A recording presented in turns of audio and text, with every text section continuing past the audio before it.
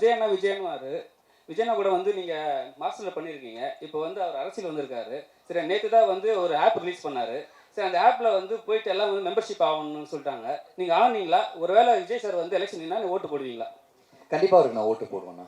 Membership ஆகிட்டீங்களா?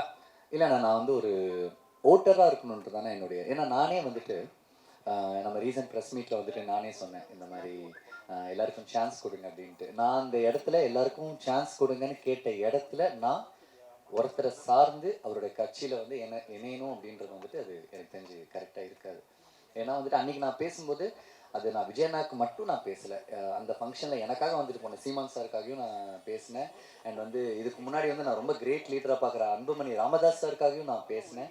And Kamal சாருக்காகவும் நான் பேசினேன். நாளைக்கு உதயனா வந்து நிற்கும்போது அவருக்காகவும் நான் பேசுவேன். எனக்கு என்ன ஒன்றுனா, எல்லாருக்குமே டிஃப்ரெண்ட் ஐடியாலஜிஸ் இருக்குது. எல்லாருக்குமே நம்ம நாட்டை நல்லா பார்த்துக்கணும், நல்லா திருத்தணுன்ற ஐடியாலஜி இருக்குது. அதுக்கு நீங்கள் ஹெல்ப் பண்ணுங்கள், அதுக்கு நீங்கள் சப்போர்ட் பண்ணுங்கள் தான் நான் கேட்குறேனே தவிர எந்த கட்சி எந்த ஹீரோ எதுவுமே கிடையாதுண்ணா. என் வீடு நல்லா இருக்கணும்னா என் நாடு நல்லா இருக்கணும், அவ்வளோதான். நான் எனக்கு கண்டிப்பாக நான் போடுவேன். நான் அண்ணன் ஏன்னா போடுங்க என்ன சான்ஸ் கொடுங்கன்னு சொல்லிட்டு நான் போடாமல் இருப்பேன்னா நான் கண்டிப்பாக போடுவேன். நான் கமல் சாருக்கும் போட்டிருக்கேன், விஜயகாந்த் சாருக்கும் போட்டிருக்கேன். நான் அதே மாதிரி வந்து விஜயனாவுக்கும் நான் போடுவேன். விஜய்க்கு ஓட்டு போடுறேன்னு சொல்கிறேன். நீங்கள் அதுக்குள்ளார நேற்று அந்த ஆப் ஜாம் ஆயிடுச்சுன்னு சொல்லியிருக்கலாம்ல. பெரிய பதில் தேவையா? என்னன்னு நீங்கள் அப்படி நான் சொன்னேன்னா என்னப்பா தம்பி எஸ்கேப்பா அப்படின்னு நீங்களே என்கிட்ட கேட்பீங்க. அதுக்கு நான் வேற பதில் சொல்லணும். இப்போ கிட்ட கொடுங்க சார். சொல்லுங்க சார்.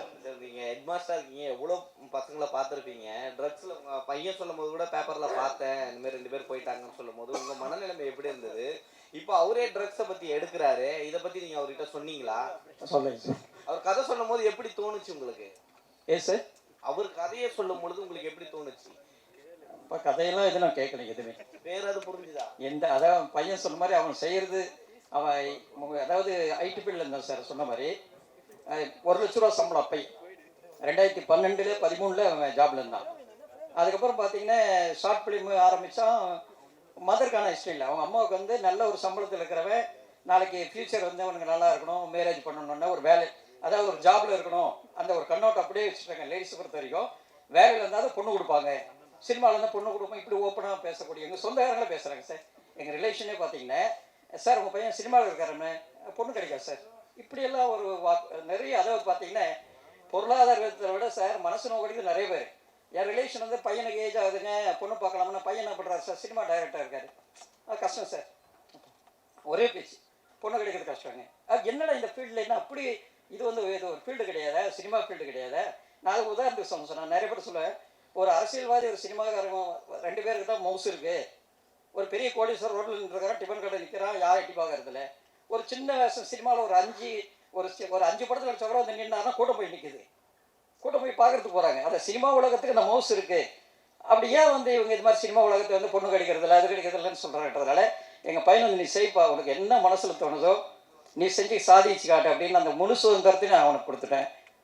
என்ன வேணால் அவன் செய்யட்டும். அவனுக்கு அதாவது சார் சொன்ன மாதிரி ஒவ்வொருத்தருக்கு பிடித்த வேலை செய்யும்போது அதில் வந்து எப்படியோ டேலண்ட் இருக்கலாம். ஜாபுக்கு போகிறதோ பிஸ்னஸ் செய்கிறதோ எப்போ வேணும் யார் வேணும் செய்யலாம். ஆனால் இந்த மாதிரி இந்த கலை உலகத்தில் ஒரு வாய்ப்பு கிடைச்சி செய்யணும் போது அதுக்கு நம்ம பெற்றோர் நம்மள ஆதரவு கொடுத்தேன் சார். சார், மகேந்திரன் சாருக்கும் டைரக்டருக்கும் ஒரே கேள்வி. ஜெனிஸ் இந்த படத்தை பார்த்துட்டு வாங்கியிருக்கிறாரா என்னன்னு ஒன்று சொல்லுங்கள். அதுக்கப்புறம் இன்னொரு கேள்வி, உங்கள் 2 பேருக்கும் யூஏ சர்டிஃபிகேட் எப்போ கிடச்சிது? வந்து ஒரு 10-15 நாள் இருக்குமா, இல்லை முன்னாடியே வாங்கிட்டீங்களா? ஜனவரிலேயே வாங்கிட்டீங்க. ஒருவேளை